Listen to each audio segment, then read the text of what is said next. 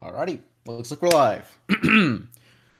Hello, everybody, and welcome to the MGTOW Academy Show Live. It is the first ever live show of the new year. Well, right now it's the new year at least. Let's check the sound. Sound looks good. First ever live show of the new year. It's already here. Today is January 5th, 2019. We're at the bottom of the hour. The local time right now for me is 10:36 p.m. Eastern Standard Time. For those of you just stopping by, thanks for joining the show. We got some articles loaded up tonight. I wasn't able to stream yesterday because, well, I'll explain that later. It's good. It's a good reason I didn't stream yesterday. Personally, it's good, and I'll talk about that later. But thanks for stopping by. I see we already have 5 people in the live stream, so let's go ahead and kick off tonight's stream, shall we? Geez, there were a lot of them. Look, we'll take a look at this really quick little thing I wanted to show you. You guys should be able to live chat. Should be working. Okay, well, here's something I wanted to show you. I just found out about this specific thing today. And I support it. It's called Men's Radio Station, and it's brand new, and it's a radio station in the UK that is going to begin its broadcast, its first ever broadcast, in T-minus 8 hours, 22 minutes, and 57 seconds and counting.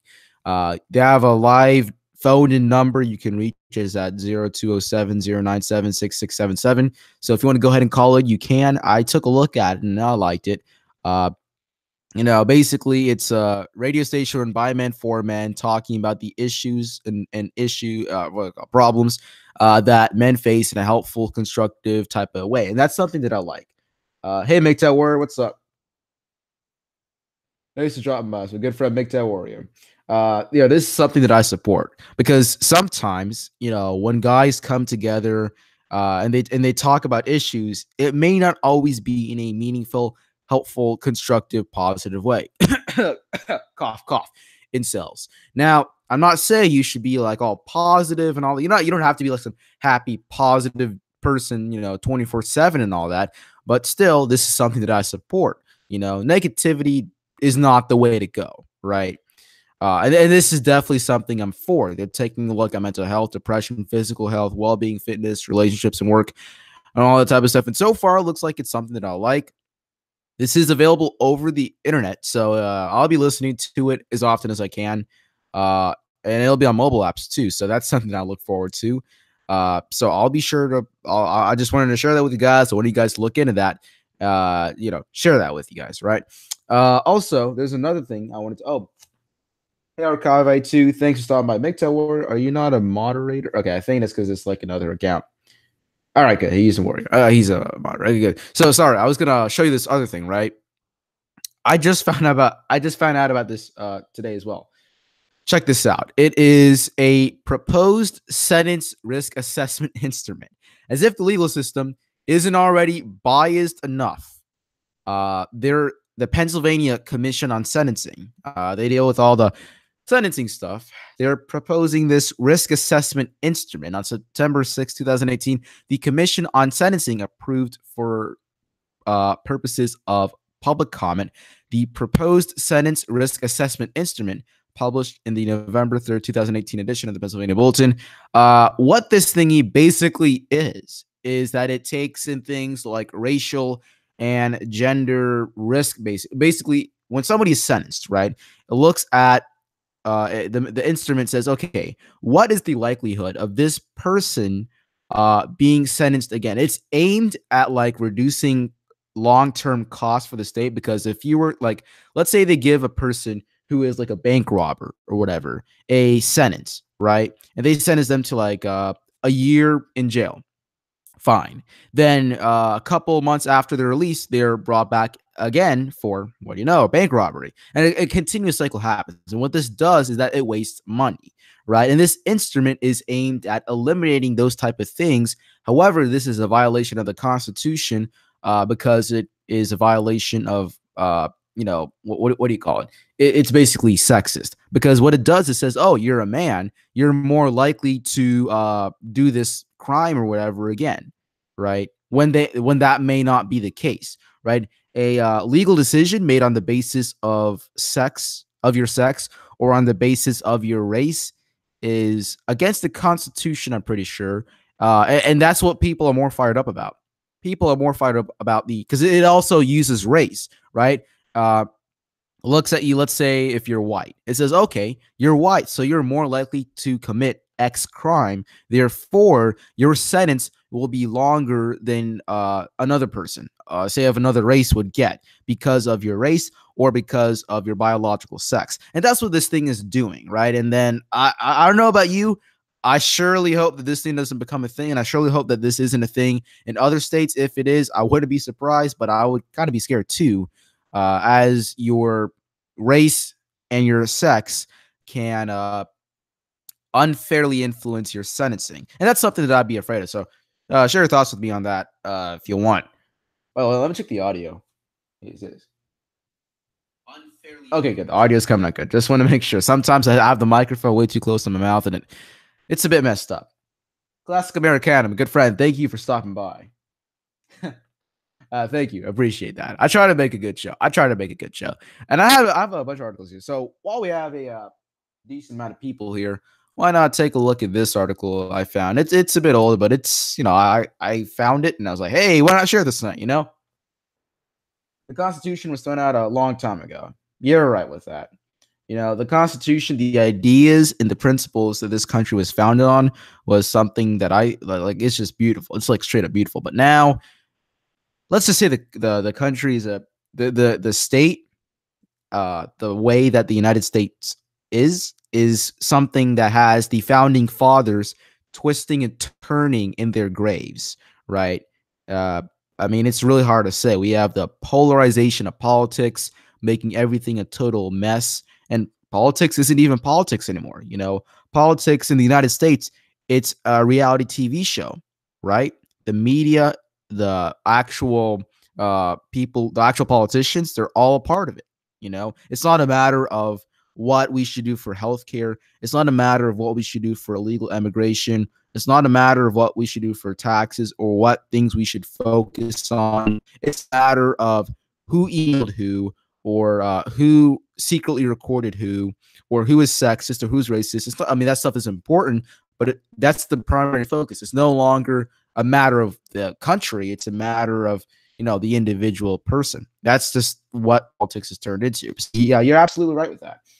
Yeah, but then it's a really sad thing. That's why I'm honest with you. I'll be honest with you. I don't care about politics anymore. It's just driving me nuts, and it's not good for my mental health. But I try to avoid that type of stuff. Moving on with this article from medium.com. Read this. Tinder experiments number 2.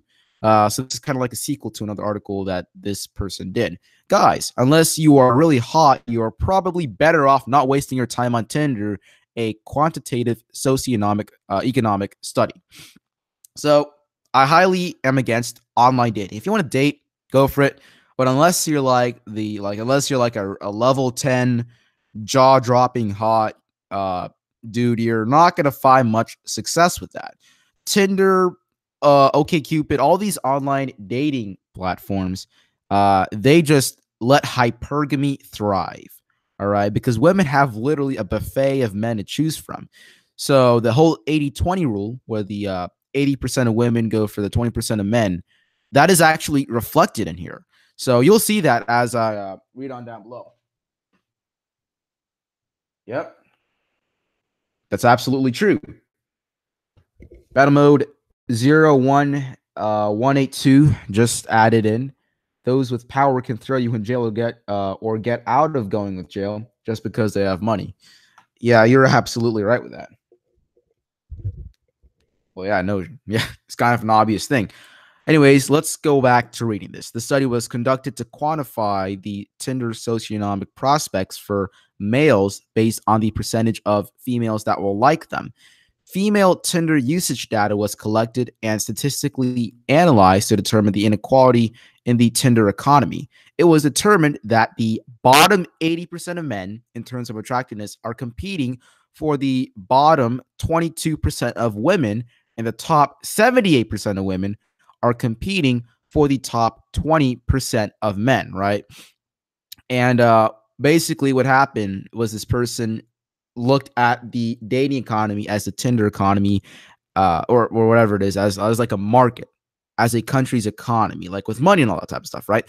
And there is a really great website I urge you guys to check out. I read it pretty frequently now. It's like a blog, really, called frankservey.com. And what this do, he covers a lot of stuff, right? I would say, I guess he's MGTOW. He never really said it, but he's living that MGTOW life and all that type of stuff, going his own way and all the good stuff. But when it comes to dating and all that type of stuff, even though I don't plan a long-term commitment, I might dip my toes in the water dating if I deem it worth it, from a cost benefit analysis. Uh, I like to look at this type of stuff. I read PUA type of stuff. I read all sorts of stuff, but I don't actually use it. I just use it to gain a better understanding of what things are like. And what Frank Survey did was he looked at the dating market as an economic market. And when you think about it, women being like 82% of the, consumer base, it makes sense. The way he explains it, he, uses concepts that are similar to economics, and it makes understanding things a whole lot better. Right. So you'll see dating and Tinder and OkCupid and all this dating stuff being viewed as an economy, because that's kind of what it's like. You're putting yourself out there as like a product, right? Women are selling their bodies as a product for men to buy. And this is kind of what's going on here. That's what's going on. There's this thing called the Gini coefficient. And it's like supposed to highlight wealth inequality from what I understand. Oh, hey, Master Meadows, thank you for stopping by. I'm doing good. I hope everybody else is doing well. Hope your well-being is doing all right. This year's already been insane. It's been for me. Well, when you say insane, it's been insanely good for me.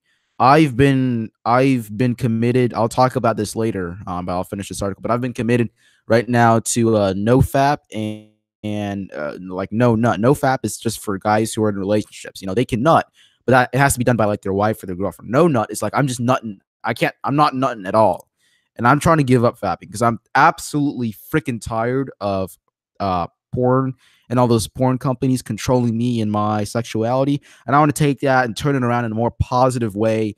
I've been doing meditation a lot more. I've been working out in the mornings and doing static and dynamic stretches with a little bit of yoga focus on that.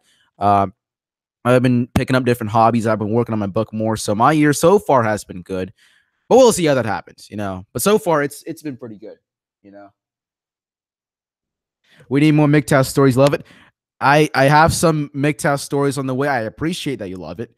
It's just that I've had a hard time, being able to find some. And by the way, I do have a new podcast coming out within the next 2 weeks. The reason that I already have it done, the reason it's taking longer is because I got to deal with this company called Resonant Recordings, and they gave me an offer where they would take an episode for me and they would edit it and they would mix it for free, and then I would have to do no work. And I actually don't do any work at all. I just recorded my audio, adjust the volume levels and all that, and I'm pretty much good.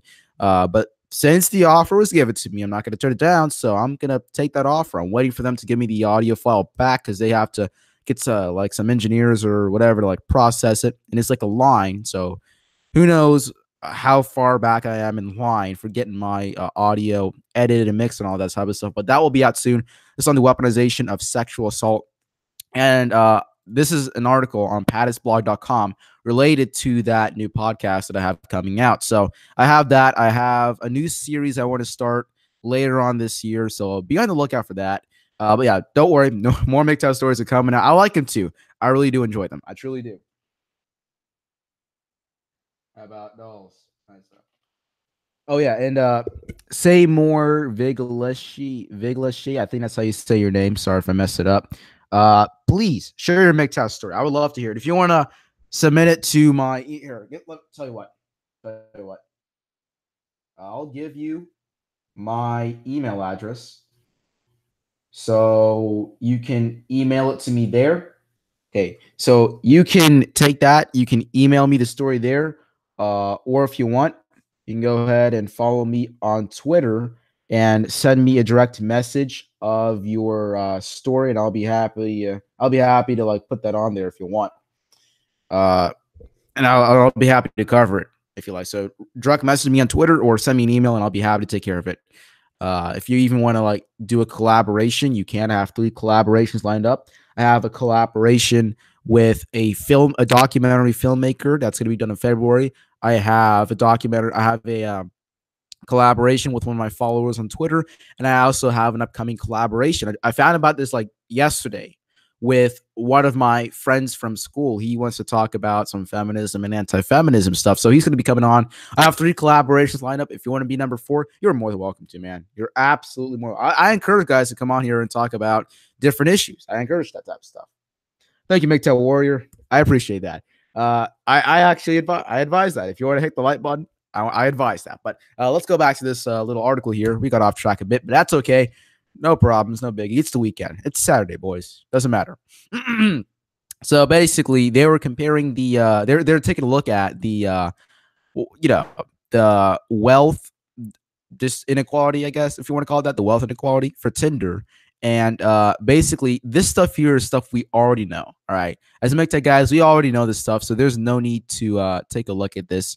But look at this chart. It only reaffirms what we already know, but actually seeing it on a graph, it's something different. The male attractiveness level females will like versus female attractiveness, and you can see that on the lower part of guys, it's not so good, right? Not many girls, you're not going to get many girls, right? But as your attractiveness goes up, as the attractiveness of you to women goes up, it like almost exponentially, if not exponentially, goes up, right? And the bottom guys are going for a large majority of the bottom chunk of girls, and that was a really interesting look at it, and look at this. This is using that Lorenz curve or whatever it was that was looking at like the wealth distribution inequality and all that crap in like country and national economies, like the U.S. income inequality, right? Now, this isn't a matter of what's right and wrong, but this is like the line of equality, right? This is the United States equality or inequality depth, should I say? And then for Tinder, it's even more broad. It's even worse, right?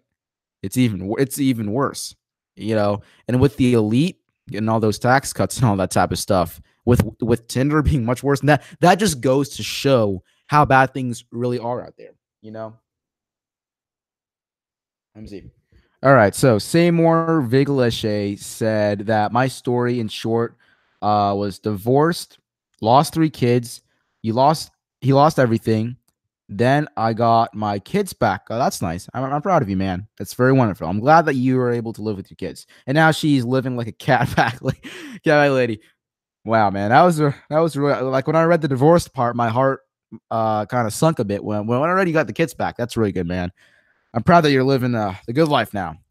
Living life with lots of money. Wonderful, man. I am proud of you, man. If nobody's yet told you, I know that's not easy, and I'm really proud of you. I really am.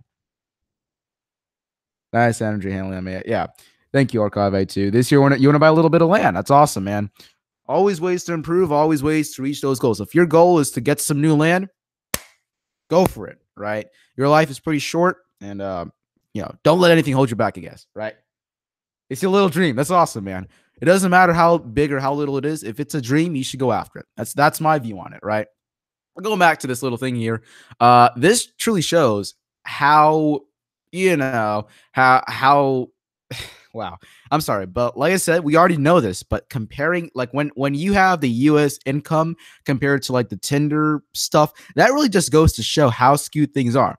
And if I would give some advice here, one, don't try any online dating. If you do want to date, that's absolutely fine. There's no concrete way, excuse me. There's no rules that are set in stone on how to go your own way. Just generally have a general focus, a general goal you want to go for in life. Don't cohabitate with women on a long-term basis. And that's pretty much it. There's additional stuff, but it's not really necessary. But you know what I mean? Like everything else is kind of up to you. And that's the beautiful thing about MGTOW. It can always be adjusted to your own way. And MGTOW, it succeeds on an individual level, and it succeeds on a holistic perspective. This is why MGTOW is successful. You'll see many guys who were everywhere. They were married men. They were pickup artists. they were blue pillars. They all turned to MGTOW, okay, because different lifestyles would work out. But MGTOW it's that sweet spot. It's that sweet spot that just works for everybody. It's beautiful. It's a beautiful thing. It works for me.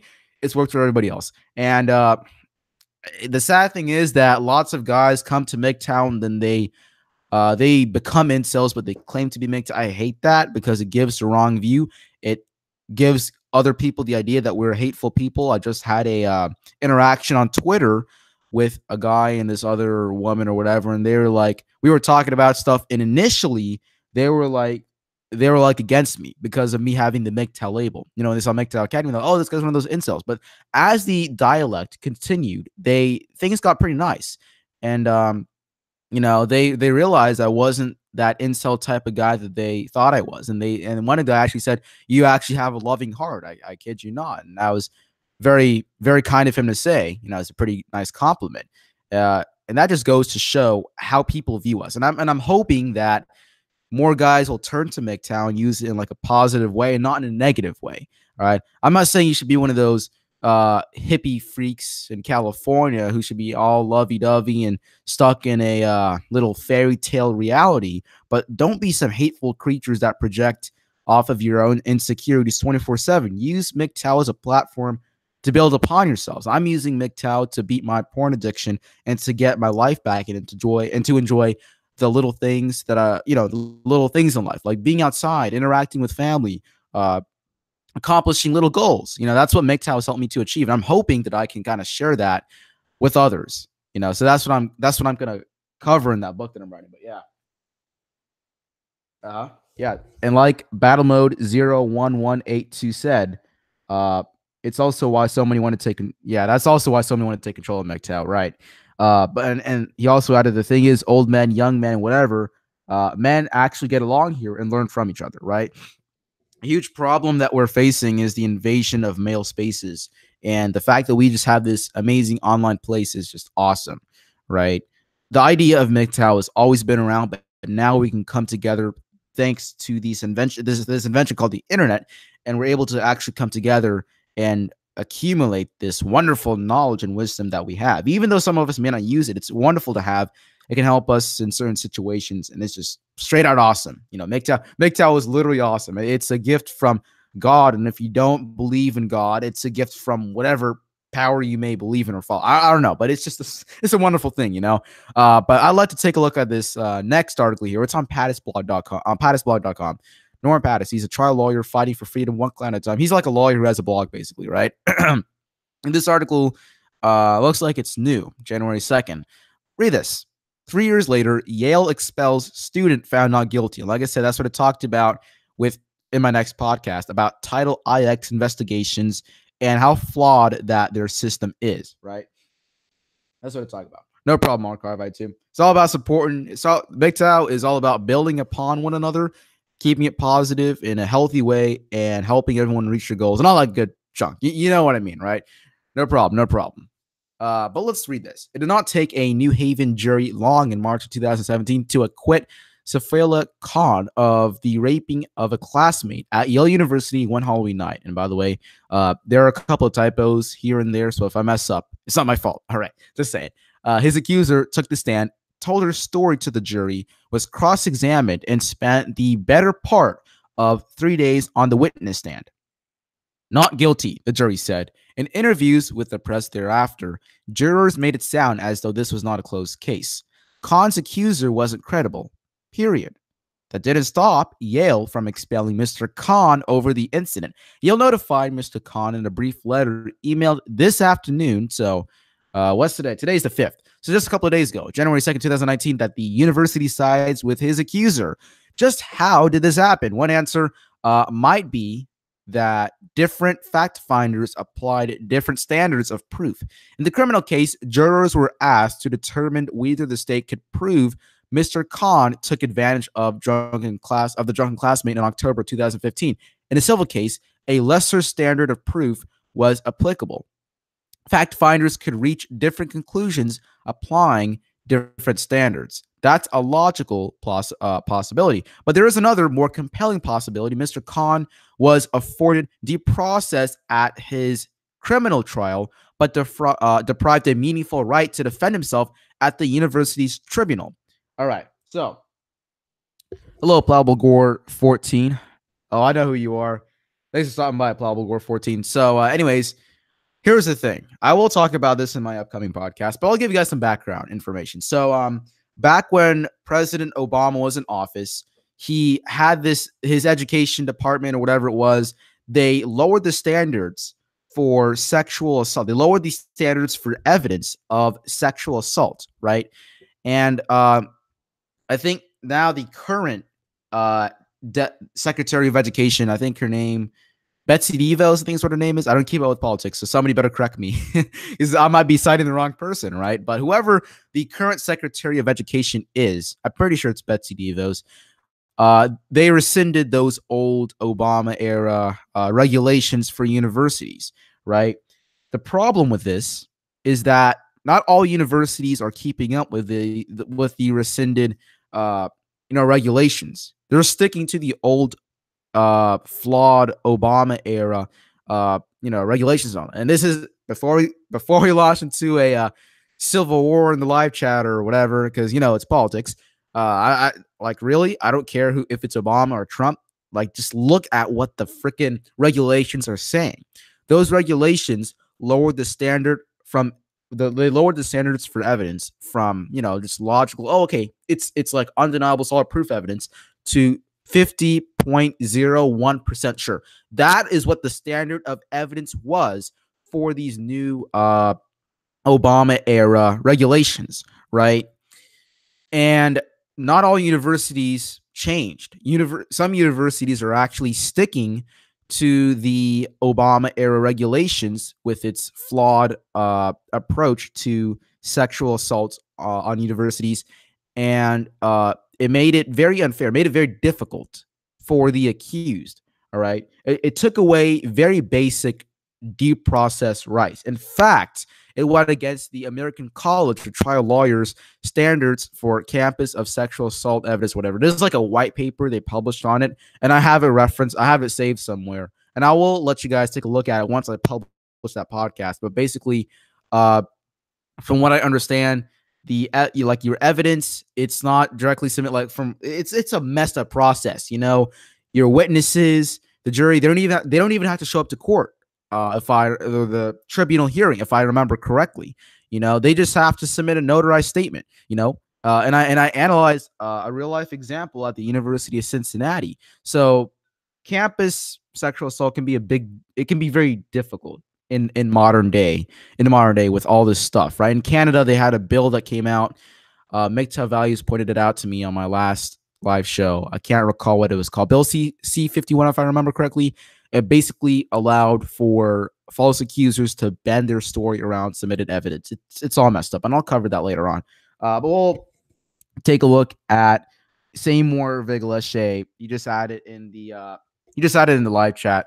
My biggest peace of mind is no drama. Women bring drama. I come home from work and I hear nothing but peace with my kids. My kids were out of control when I was married. That is true. That's the reason I'm staying out of dating and all that crap. When I'm in like school and all that type of stuff. That's the main reason. I'll do dating maybe if I deem that it's worth it later, but that's like when I have when things seem stabilized and I'm not at great risk, which is a lot, right? But I'll do it if it's worth it. I'll find out. But yeah, it's a lot of drama, unnecessary stuff that you don't need. And the problem with this is that the guys, we always have this mentality, perpetuated by media and family and everything, that you need a woman to be happy and to be successful, right?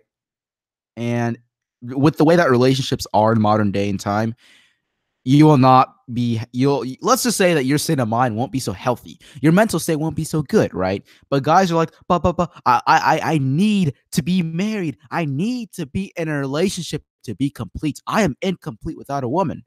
Well, maybe you are, maybe you're not. But why don't you find out by staying single for a bit and going your own way for just a bit? That's what I gave MGTOW a try for just a bit, and I never looked back. That's how it all started. But yeah, that it's a lot of drama with relationships. I agree. But now then he added that his kids are now the best kids in the world. I'm so blessed with my kids. I'm not sure what she did to the kids for them to act like this, but I know that my kids are so well behaved that it's a miracle. Well, I'll tell you this. Seems like you're a good guy, and looking at you like a role model, right? And if they're looking at you like a role model and if they're behaving good, that should say something, right? Additionally, the mother may have placed some additional unnecessary stress on the kids, but now that things are over, and now that you are probably the more calmer one of the two parents, it's a lot easier for them, right? Yeah. Yeah, it is more. It is awesome, and now nearly all colleges are losing men and starting to feel it. How many have closed now? I don't know. Well, I do know that white men are now a minority in colleges. Believe it or not, I'm not joking. I'm not joking. Look it up. Sorry, look it up. White men are now a minority. They're now a minority with like colleges and all that. They're trying to get because women dominate. They dominate college. The general college populace already, and they are leading by a slightly higher margin for amount of people who graduate from college. It's like 60% women, 40% men. So yeah, colleges aren't exactly working out for men so much. Exarian Art added, love the MGTOW stories. Thank you. I someone else said that. I need to really get okay. I actually did not know many people loved it, but dude, you want, I give, right? You want, I give. Thank you. I really appreciate those kind words. I do have some loaded up. I will be doing some final editing and everything, getting more loaded up and putting those out there. So no worries, they're coming out. There's a lack of certain stories, but don't worry, you're good. I got you guys come. And I'm starting a new series later this year that I hope will actually be like you can take what I basically from the new series, you can take what I give and put it into action in real life. And that's what I'm trying to do. I'm trying to, we're moving on basically, like we can talk about all the red pill stuff and I'll continue to do that, but we also need to improve ourselves. And that's sort of what the thing's about. I'm not going to spoil it, but that's what it's going to be about. Right. But I do appreciate the kind words. Yes. Okay, guys. By the way, MGTOW Warrior just shared a video that I want you guys to like save or check out for later, or maybe you want to watch it now. About feminists and Me Too activists upset over Title IX charges and all that type of stuff. So go ahead and check that out. By the way, if you're not yet subscribed to MGTOW Warrior, he posts some short little clips, and that's filled with like some red pill stuff, and the comments are awesome as well. So go ahead and subscribe to his channel if you haven't yet done so. But I want to go ahead and get back to this article here. So this guy got expelled. Where were we? Oh, yeah. The different standards of proof. We were at the university's tribunal part. So I tried both the criminal case and was a silent witness to the university fact-finding process. There's no doubt in my mind that the process Yale used to engage in its fact-finding was fatally flawed. I wonder who just discussed that moments ago. Mr. Khan's accuser.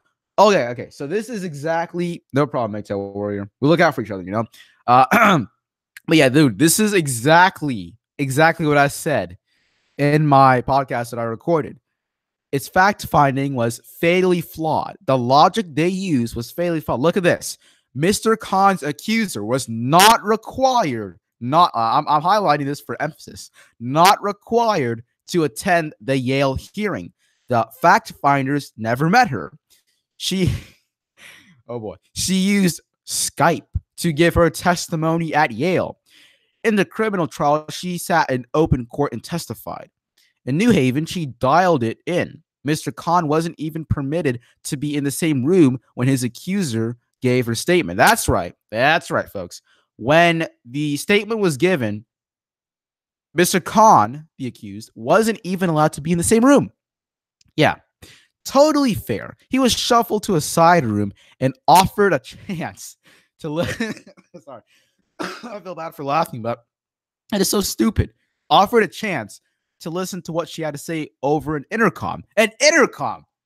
You want to listen to what your accuser has to say? Oh, no, sorry, man. You got to go into that closet over there, and we'll hand you like a tin can with some wire attached to it. Then you can listen in on what's going on, because that's just totally fair, that's how things are nowadays. Welcome to 2019, everybody. Welcome to 2019. Mr. Khan's accuser was cross-examined at the criminal trial. Yes, basic due process protections. That's what prevents false accusations from being rampant, and that's what keeps everything fair, and that's what keeps everything just. Uh, and Mr. Khan confronted her and challenged her credibility about her state of intoxication the night that they made love. When she testified, she stumbled as she walked across campus. He confronted her with a video that showed her smiling as the two walked arm in arm like young lovers on a stroll. She stammered out an unconvincing explanation for the Shakespearean sonnet she had sent him days before.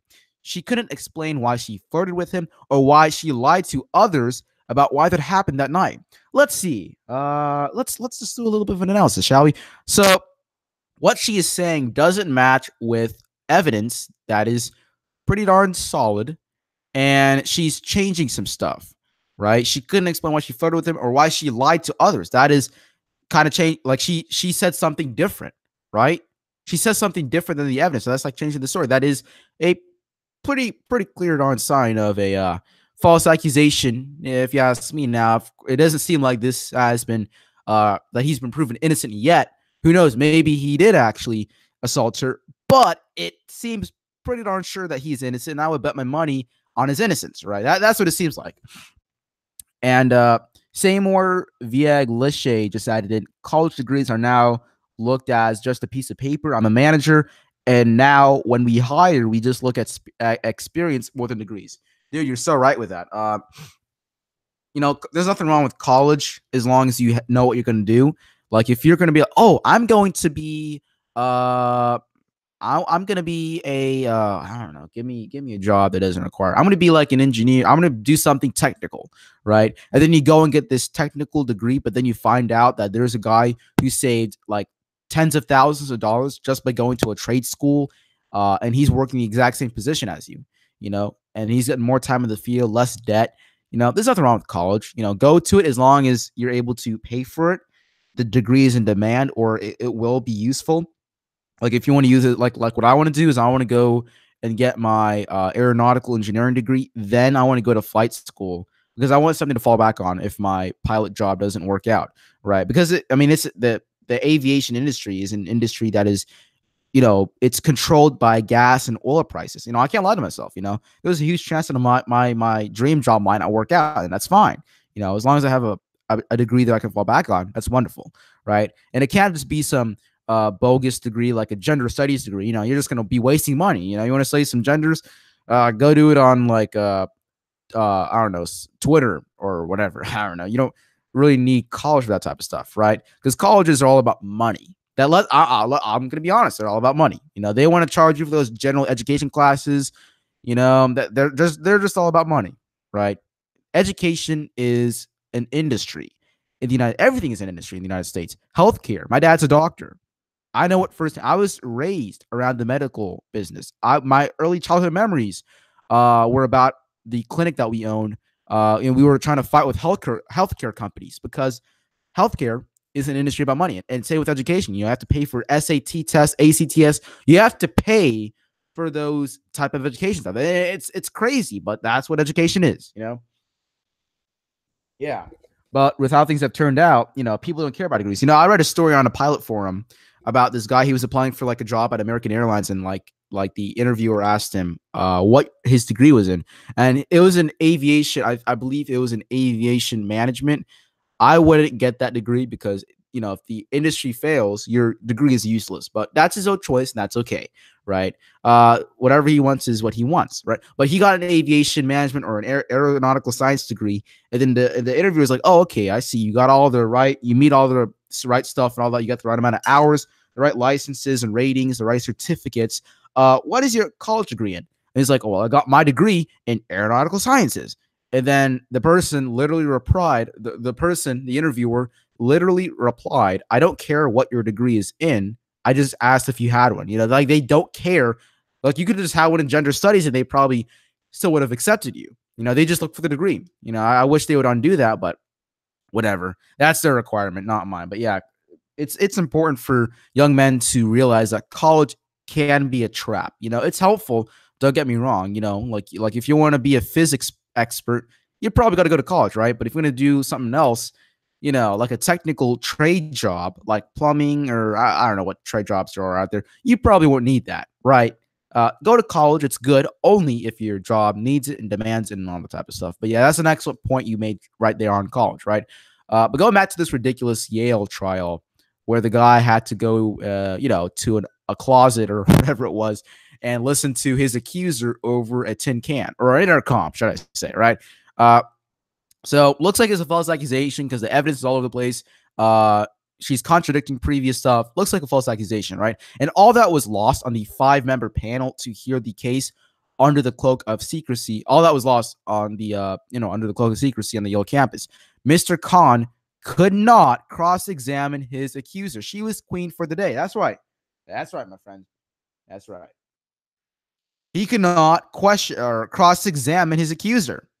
She can say whatever she wants, and he cannot cross-examine her, right? And what I do remember is that the university, for the University of Colorado, or is it the University of Cincinnati, records claim that for their 2017 through 2018 guidelines for campus sexual assault hearings, the accused could not have a lawyer to help them. So basically, you can get a lawyer, right? But your lawyer can't help you. So your lawyer might just be the homeless guy behind the 7-Eleven because the lawyer can't help you. They can't counsel you, right? Mr. Khan was deprived of the right to counsel at Yale's hearing. He cannot. He could bring an advisor. That's right. So it looks like Yale is following the exact stuff from the Obama era regulations. This is the exact same story that I heard that I covered at the University of Cincinnati, right? He cannot have the right to counsel. He could bring an advisor, but the advisor wasn't able to speak, right? And then the blogger added, "I winced as I listened to panel members ask compound questions, esteem facts not in evidence, and engage in this sort of fact-finding blunders lawyers and judges are trained to avoid." Where was I at? You'll have to take my word for this, of course. When Mr. Khan was asked permission to make a recording of the hearing, his request was denied. No record was taken of the proceedings. The secret proceeding lacked transparency and therefore accountability. It was painful watching accomplished scholars engage in star chamber secrecy. They knew not what they were doing. No lawyer, no cross-examination, no right to confront his accuser, no right even to make sure his accuser returned to make her case in person. That's right. It was a Skype call. It was a freaking Skype call. No right to make a record of the proceedings. So he couldn't even record it. He couldn't make any documentation of the proceedings. Yale's fact finders behaved as though the pursuit of justice was the prerogative of a secret society. Mr. Khan will take an internal appeal at Yale, and should that fail, he will turn to the federal courts for relief. Yale's appeals process is limited. Mr. Khan can't challenge the finding. He can only challenge procedural faults. He'll likely lose the appeal and have to turn to federal courts for relief. The good news is that the courts aren't impressed with the Title IX administrative proceedings. And I just talked about the ACTL, American College for Trial Lawyers, white paper on campus sexual assault hearings being basically these guidelines being held at university tribunals are way out of line with those with the guidelines from the ACTL. And I highlighted that specifically, and I have the document made available to you specifically in the next podcast coming up. I believe the season 2, episode number 9 of the MGTOW Academy show. But I'm just dipping my toes in the water for this stuff right now, but yeah, degrees that are good: medical, engineering, science, and law. Yeah, STEM type of degrees, that type of stuff is in demand. That type of stuff is good, but everything else you don't really need college for, right? You don't need college to succeed. Before, college was something that not everybody went to. It was for people who went on to more, specific fields, right? High school is what everybody did, but not everybody went to college. But now everybody went to high school, and now everybody goes to college. So, it's a big old mess, right? But whatever. Let's keep reading, right? So where were we? The university. Okay, here we were. In truth, Mr. Khan never had a chance at Yale once to question his accuser once. Wait, what? Oh, okay. I'm sorry. I was just reading. I had a brain fart. My bad. Let's read that again. I'm sorry. That's the thing with live shows. If you mess up, you mess up. All right. In a pre-recorded environment, you mess up, you can do it again. So I apologize about that. Let's keep reading. In truth, Mr. Khan never had a chance at Yale once his accuser decided to make her claim. Indeed, after his acquittal in March, some 75,000 people signed a petition, or a petition urging Yale to ban the rapist from campus. He was permitted to resume classes this fall, but was treated like a pariah by classmates. What happened to the good old innocent unless proven guilty? And this is the thing. This is the thing about false accusations. This is the thing about false accusation, because excuse me, you know, look, you can be proven innocent, right? But then you will always be known as the guy who was falsely accused. That your record, your character, whatever, it'll always be known as the person who was accused for raping this person. All right, that stuff does not go away. What that person says does not go away. People will never look at you the same, and the cost that you will have to pay for legal and flawed university tribunal guidelines and all that type of crap, it's something you may never even get back. And that's why false accusations are a thing. And the statistics in false accusations are just all over the place. Some say it's 2 to 3% of accusations turn out to be false. Some say it's like 60 to 90%. I don't know. But regardless of that, that does not matter. Listen, here's the thing. Justice, the symbol for justice in the United States, the U.S. legal system, it has that woman who is blindfolded, right? The blindfolded woman with the scale. She's holding the scale and she's blindfolded. And she is blindfolded to a bias. Bias meaning what the person's gender was, what the person's religious or lack of religious beliefs were, what their age was, well, maybe that might be important, but anything like race, their beliefs, gender, those things don't matter. Statistics are another thing, right? It doesn't matter if this accusation is 1 in a million or extremely common. All right. The course of justice shouldn't be perverted due to how common or due to how uncommon that something is. All right. That's just something that just absolutely just kind of pisses me off, because this is a very serious thing. And in the long term, it makes it more difficult for people to come out about this type of stuff, about sexual assaults and these type of situations. I've been inappropriately touched by a female colleague my age. I'd say it was about a little over a year ago, and just a couple of months ago, I was inappropriately touched by another male peer of mine. That stuff it's really uncomfortable, but if you come out about it, it can be difficult. And here's the thing, you have to worry about being ridiculed about it. Like, oh, you're a man, you should take it like a man. A woman touched you, aren't you happy? That's the thing. Because with more false accusations being prevalent in a society, people will begin to doubt. They will begin to doubt the legit, the people who have been actually assaulted more and more, right? So when people pull this, oh, it's only like 2% who have been accused.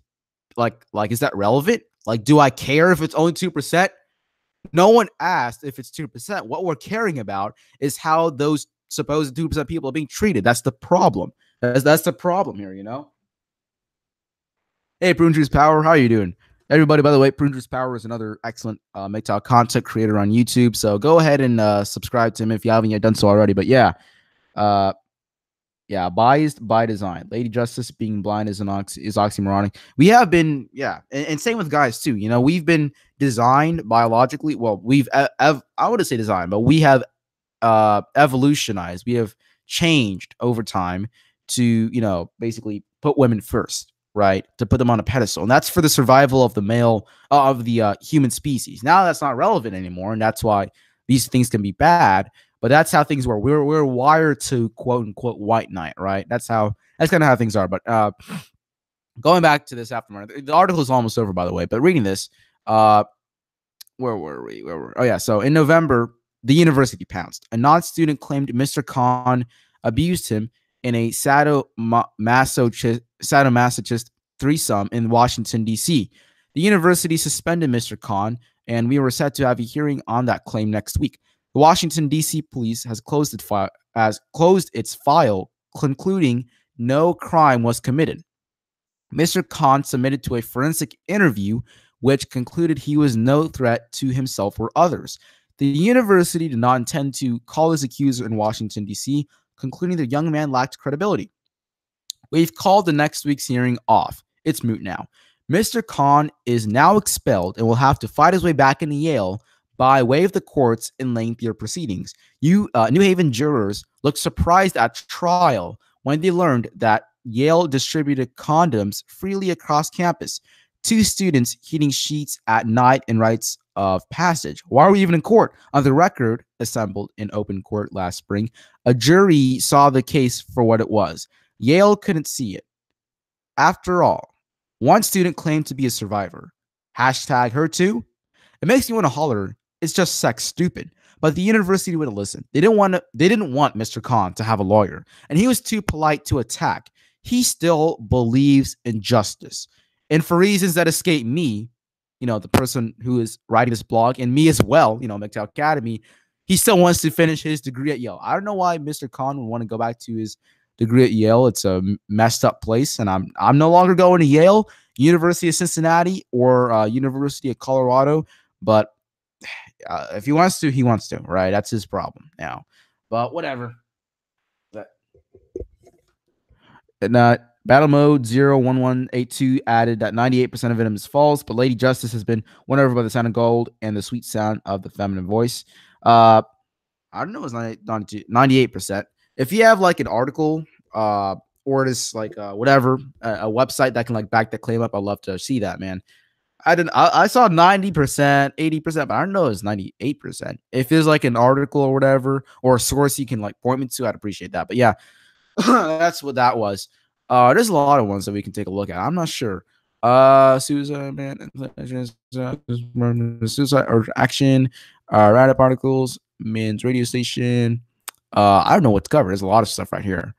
We should take So let's take a look at this. Wow. I am so surprised. The metro.co.uk has reported men are more disadvantaged than women in the UK, US, and most of Europe. Scientists claim. Oh my God. Shocked expression. I am so surprised at this claim. Who would have ever imagined that those privileged, evil, toxic men are disadvantaged? Oh my God. Y'all, I don't know about you, but this is what I call a breakthrough. Like this, this is revolutionary right here. Who would have ever guessed that men, the workhorses and the slaves to this gynocracy that we live in, are more disadvantaged than women? Who would have ever guessed that? Researchers from the University of Missouri and University of Essex in the United Kingdom said previous ways of measuring inequality are biased to highlight women's issues. Oh my God, yo, I am so surprised. Who would have ever guessed that previous ways of measuring inequality are biased to highlight women's issues? Yo, I am so surprised. Wow. Imagine my surprise. The Basic Index of Gender Inequality, or the BIGI, instead measures 3 factors: educational opportunities, healthy life expectancy, and overall life satisfaction. The academics calculated scores for 134 nations and used the results to suggest men are more disadvantaged than women in 91 nations. Well, imagine my surprise, huh?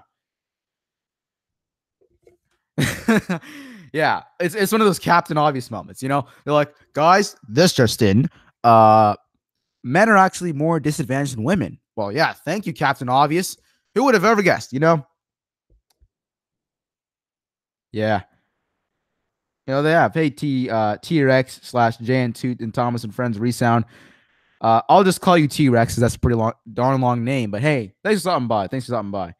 Hey, Hustler Nature, what's up? Thanks for stopping by, guys. But yeah, by the way, Sherlock Jones here. Sherlock here has just discovered something, right? Men are more disadvantaged than women in the UK and the US. How about that? Right now, let's read on here, right? They discovered that most developed nations in the world came closest to uh, achieving gender equality, albeit with a slight advantage for women. However, in the least developed countries, women fall behind men because they don't have access to education. Using the index, Bahrain was named as the top nation for gender equality, followed by the UK and the Netherlands. The US, which is the country that I live in, was ranked in position number 34. Ah, yes.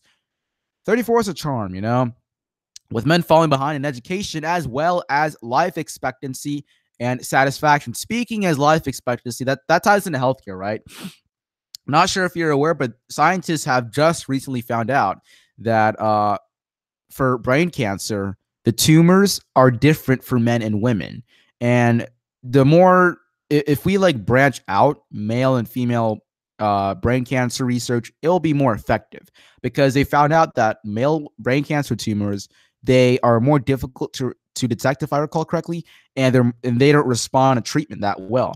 So this is one thing, gender, what was it? Education, the college graduation rate, life expectancy, and satisfaction. That ties into the overall state that men live in and the environment that they're surrounded in. And given that we live in a gynocracy, the satisfaction may not always be so high. And mental health is just a big crap show, no matter what, but it's different for men. The whole mentality is all different for men. If you want to understand why, listen to season 2, episode 1 of the MGTOW Academy channel. Let's move on, right? Most European countries, with the exception of Italy, were deemed to be better for women than men, right?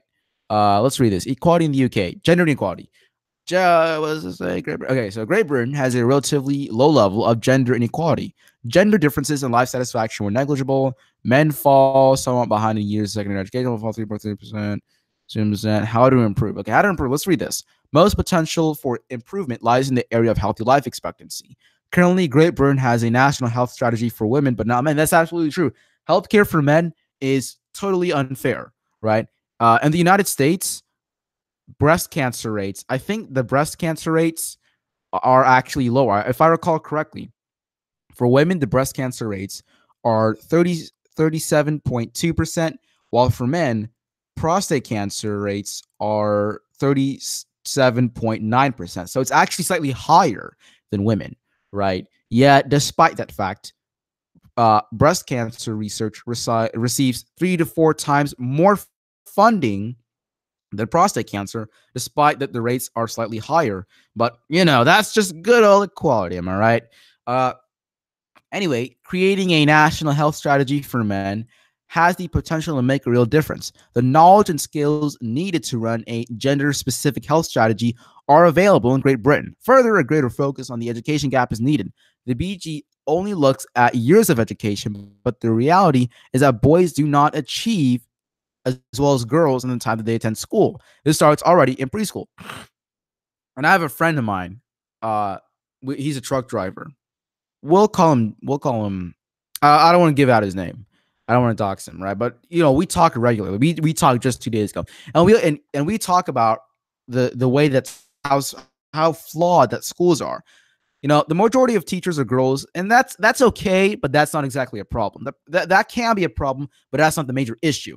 Okay? There's nothing wrong with having female teachers. There shouldn't be, and there isn't really. The main primary issue is that school is designed. It's more friendly with girls than for boys. Boys are more active, right? And when you take a young child who is biologically wired to be running around and playing and letting that creative mind grow, and you force him to sit down and learn about some academic garbage that he doesn't care about, he's going to get in trouble a lot. And I've also heard that boys are actually punished more unfairly in schools than girls are. It's probably true, but I can't back that claim up. I'm just adding in there. I'm not gonna back up any claim that I can't support, but that is most likely true. And it's just not designed for that. We also enter development later. Girls hit puberty earlier than boys do, right? And then they're like, "Oh, girls are so much more mature than boys." Let me tell you something. That's the exact opposite. Here's a fun little story from MGTOW Academy, from me to you. In school, I'm a total. I wouldn't say I'm a class clown, but I love making jokes and all that type of stuff, right? Sexual education is my thing, right? I'll ask all these questions, I legit, last year I was asking, I asked my because we get it in science class. I asked my science teacher. I was like, wait, so girls aren't supposed to have penises, and I asked stuff like that, and then I asked all these different more questions. I asked, if you masturbate, does that make you a virgin? We were talking about masturbation for a bit. I asked if I was just asking everything, man. I was asking, what does a vagina feel like? And we were allowed to ask whatever we want as long as it wasn't like creepy, or just straight up inappropriate, But I was asking this, and I was like I was kind of curious. I was like, what does a vagina feel like? And I was asking all these questions, right? And all the girls were like creeped out. Well, not all, but a couple of them were. There's this, this is so funny. This one girl, right? This one chick, she was like, stop it. You're making this weird or whatever. And I'm like, halt. You are restricting my educational endeavors, And so I was like, really? You're like, girls are more mature. How about that? I mean, to be fair, we're exposed to that stuff more, but I was like, it varies, But yeah, I joke about it. That's just something I like to poke fun with, So like I said, that's like my favorite unit of the year. Getting back to I'm sorry. Let's see a little live chat. They said women never created anything. They said women never created anything because they did not have access to education. Yeah, we are still waiting for the female version of Tesla, Einstein, Edison, Elon Musk. Absolutely true. Gender equality, big load of bullshit. When shit hits the fan, they're gonna go desperate as men go around or for men around them and go in survival mode. Been accused before. I don't intend to go into that again. Accusations suck. And I'm going to be covering some false accusation stories pretty soon on the MGTOW Academy YouTube channel and on the MGTOW Academy show as well. So stay tuned for that because I think that's a very serious thing. I'm sorry, T-Rex, that you were falsely accused, and I hope that you were able to, put that in the past and everything worked out, as best as possible. But yeah, I'm sorry you have to go through that, man. It's not easy. It's not easy, but yeah. Girls my age, speaking from personal experience, act all macho and, well, too macho. They've grown too power hungry. I am actually paranoid as the years pass in my college time. That is understandable. Got to understand the environment that they're in. You see all this female power and all this type of stuff, all this female empowerment stuff. They're like, oh yeah, I'm empowered, and then that's good. I support female empowerment, but you can't make them power hungry monsters. I'm all for supporting women, but you can't turn them into power hungry monsters that negatively impact their peers around them. That is something that I am against. You just can't do that. They're given privilege in the household. Parents will usually privilege girls more. In fact, let's see if I can find it, because girls are privileged or are preferred more. Is this it? I hope I have the article. If not, I may be able to find it. There's an article here I wanted to share with you guys. Men's radio station, Dublin people. Oh wait, I deleted that. Never mind. But there was an article that I was going to cover, but I didn't decide to do it. It was basically of this mom, and what she did was she left her male baby out in like the snow or whatever because he was male. And I'm not sure if I share this with anybody yet, but I'm adopted. And they're like, from what my parents told me at the orphan shelter, there were no females. Everybody took the females. All the female orphans were gone. Me and some other babies were like the only male orphans left. So males are not wanted. Females are literally valued more, right? We are the workhorses in society, and they're the ones who are designed to take care of it, right? And naturally, we do value them more, but this has become a negative thing, and we can see that happening now, just like T-Rex pointed out. Yeah, women fall in the more average area of spectrum intelligence. I can't recall who said it, but someone said that women are in the middle and men are more dumb, more smarter, something like that. But yeah, and hey, Death the Kid 24 Gaming, what's up? Equality is a lie, something used to manipulate the masses, the same way shame and both are used to force people to do the same things as well. Yeah, you're right with that. You're all right. It's it could be a medium to force people to do things. You're absolutely right with that. People look at biological differences. The one thing I want to note is that people look at biological differences and look at them as like flaws. Like, men are more. For example, there was an article that I saw. You guys might have seen it too, right? And the article said that women are safer drivers than men, and that is absolutely true. We, as guys, we are worse drivers. And I don't know about you, but safety is something I like. I don't want to be stupid. I'm not going to try to be I'm not going to do something stupid when I'm driving and try to show off and all that. I follow the speed limit. I don't run red lights. I don't, drive like a dick. I use my signal. I drive safely. Safety is my number one priority. I don't care what you call me. I'd rather do it the safe way than the dangerous way, right? And that's something we can learn from. I'm hoping that more guys will drive safer because, I don't want them, I don't want us to die from car crashes, right? However, I saw some women. I'm pretty sure they're like sharing it, and maybe they're sarcastic, maybe they were not, but they're like saying, see, men are worse drivers and women are better. Basically, here's the thing: we are risk takers. Biologically, we are risk takers. If someone ever tells you that men are flawed because they get in more car accidents, yes, in modern society, that is a flaw, but it is also a wonderful thing. Why MGTOW Academy, why is it wonderful that we get in car accidents more? You see, the thing is that we're more daring, right?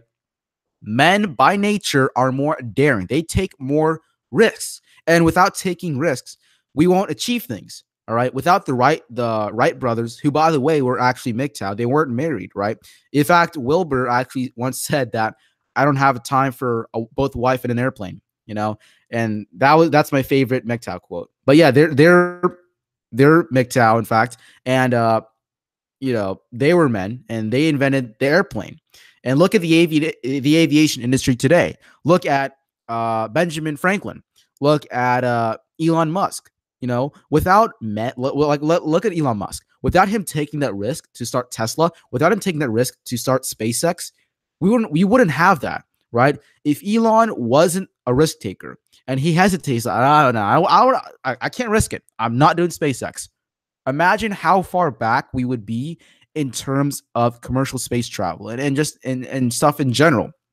I mean, without taking risks, society wouldn't really advance. We would stick to the same old stuff. It's like with trying new foods. If you don't try new things, you will never know. You will always be in the same place, right? So don't ever let somebody tell you that you are flawed because, or that you are, let me reword it. Don't ever let someone tell you that you are worse due to your gender. All right. Our gender does have flaws. Yes. Us being risk takers can be a flaw. It can kill us, with modern society and all that stuff, but it's also a good thing. Okay. It doesn't make you any worse of a person, right? It can just be it can just be dangerous, but you're no less of a human for having that, biological trait. Don't ever let somebody tell you. I want to make that clear. All right. You're no less of a person for doing that stuff, right?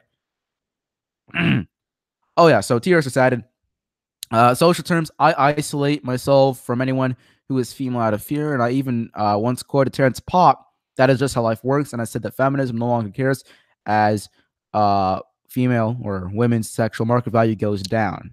Yeah, he's right. Well, why not just gender segregate the planet, one half women, the other men, and I have a men only army?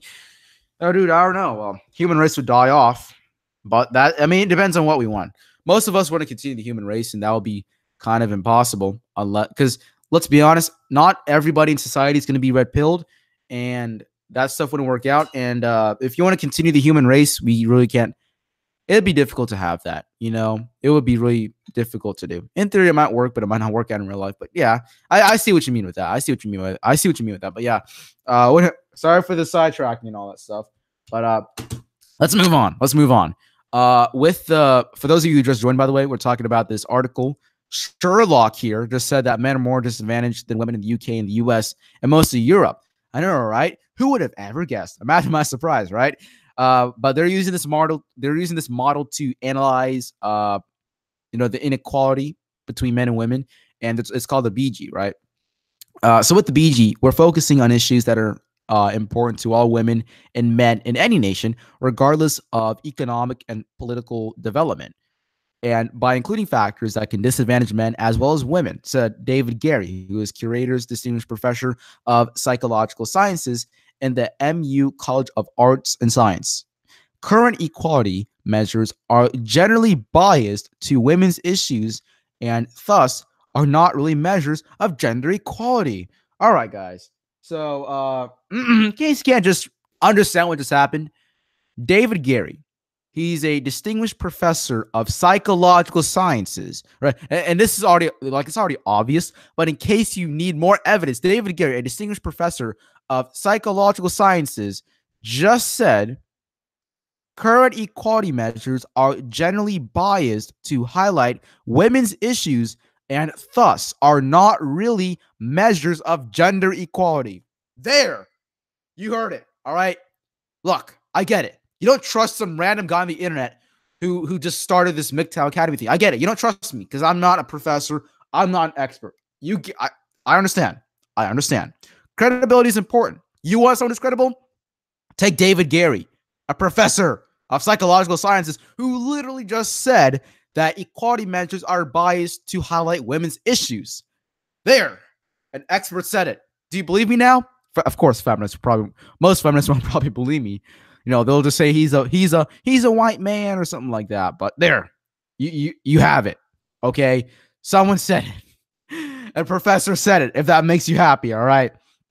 Going on, David Gary said we calculated BG scores for 134 nations, representing 6.8 billion people. Surprisingly, our new measure indicated that men are, on average, more disadvantaged than women in 91 countries, compared with a relative disadvantage for women in 43 countries. We sought to correct the bias towards women's issues in existing measures and at the same time develop a simple measure that is useful in any country in the world, regardless of their economic development. Let's look at the gender equality in the U.S., or should I say inequality? Gender inequality. Given its wealth and very high level of human development, its BG score is surprisingly low. Men fall behind in all three BG indicators. What's this? Men fall behind in all three categories? What a surprise. In regard to healthy life expectancy, the gap is nearly 5%. 68 years for men and 71 years for women in the 2012 to 2016 period. How to improve? Initiatives focusing on men's access or use of healthcare, as well as those focusing on boys' education and health might help to address the current inequalities. The new measure has thrown up some strange results. For instance, it rated Saudi Arabia as having a high level of gender parity, which suggests that men and women live reasonably equal lives. This is because of a 7% disadvantage for women in education and a 5% disadvantage for men in life satisfaction. But in 2016, the World Economic Forum's Global Gender Gap Report placed Saudi Arabia at a dismal 141 out of 144 countries for gender parity. The researchers said the gravest disadvantage facing men was often is health. That's a typo. Was often health, particularly in countries with high level of alcohol consumption, which tends to lower men's lifespan. How about that? Yeah. Oh, and like battle mode 01182 added, hey, parents will send their sons to die 100 times over before they ever will hold their girls in any form equal to men. Yeah, he's absolutely right there. And it all, what's up, man? Glad that you're still here. Glad that you're sticking around. How you doing, my good friend? By the way, if you're not yet subscribed to, please do subscribe to Underdog. He makes some fantastic MGTOW content, just like MGTOW Warrior and Primitive Power do. And if anybody else here makes some MGTOW content, let me know. Even though you may be small, I'm sure your voice is worthy of being heard, and I want to check you out. So, if anybody else in here makes MGTOW content, feel free to let me know. I'll be happy to give you a shout out. But yeah.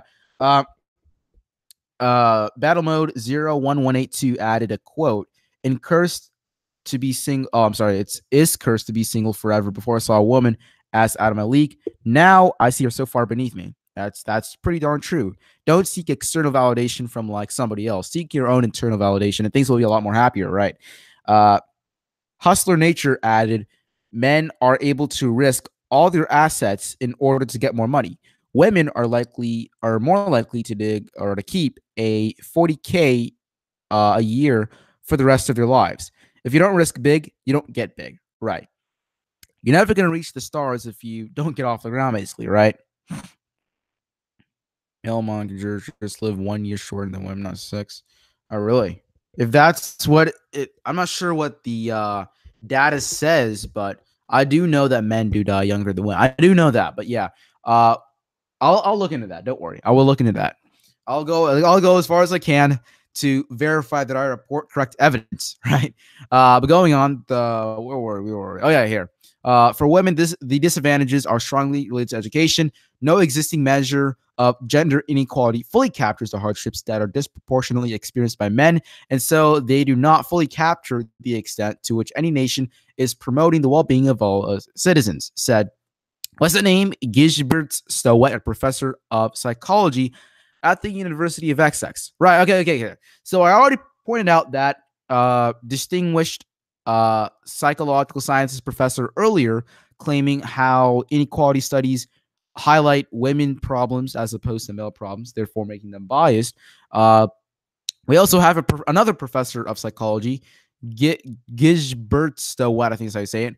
He added, no existing measure of gender inequality fully captures the hardships that are disproportionately experienced by men, and so they do not fully capture the extent to which any nation is promoting the well-being of all its citizens. Well, thank you, Sherlock. As if we already didn't know that. Yeah. So now you have two experts. You don't trust me? Fine. Trust these guys. If you don't trust these guys, I don't know who you'll trust. But the BG provides a much simpler way of tackling gender inequality, and it focuses on aspects of life that are directly relevant to all people. Internationally, improvements in gender parity may be reached by focusing on education in the least developed nations and by focusing on preventative health care in medium and highly developed nations. So, there you have it. Men are more disadvantaged than women in the UK and the US and most of Europe. Scientifically, you have it. Okay, you don't trust MGTOW. You don't trust me. Fine. Here, you have some psychological people or psychologists, professors, whatever, who studied it. They did research and they reiterated the exact same thing that we have been freaking claiming. There, an expert said it. Hope you're happy, people. Hope you're happy. Sorry, I am really. I have been overcoming a cough. I'm getting a lot better, but I can't laugh. All right. I like laughing, but I'm trying my best not to because it makes me cough and gag. All right. I'm suffering. All right. I'm suffering. Yeah. Guys must work with it. Yeah, they must work with us. Yeah, you're absolutely right. So what else can we cover here?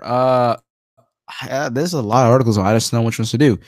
The suicide ones, the tragedy male suicide, the men's radio. Oh yeah, might as well just bring it up once more. The men's radio station. I covered this at the beginning of the live show, but I want to go over it again. There's a new radio station going to be doing their first broadcast in T minus 7 hours, 6 minutes, and 6 seconds. So this is basically a radio station run by men for men. It's going to be available online to talk about different issues like mental health, depression, physical health, well-being, fitness, relationships, work, everything that affects men directly. But that's like we can't discuss openly. And this is your little area to do that. They do have a live phone in number 0207-097-6677. So I might want to call in if I want to. So I'll go ahead and listen. I'm going to listen to them as well, right? They're available on the internet, so you can check them out. And I just wanted to share that. I'm all for men getting a platform to discuss their issues on. I support that, and I want you guys to be made aware of the new platforms that you can use to your advantage. So I just wanted to share that with you guys, right? But yeah, let's see. Oh yeah, let's look at this. Let's look at this. All right, all right. So this is by the Twin Cities Press or whatever. All right. Suicide rates rises in Minnesota in 2017, driven largely by a spike in male suicides. Suicides increased 5% in Minnesota last year, prompting state officials to warn of a growing public health challenge and remind residents that there are resources for help. According to data released Monday by the State Department of Health, 783 Minnesotans died by suicide in 2017. That is an increase from 745 in 2016.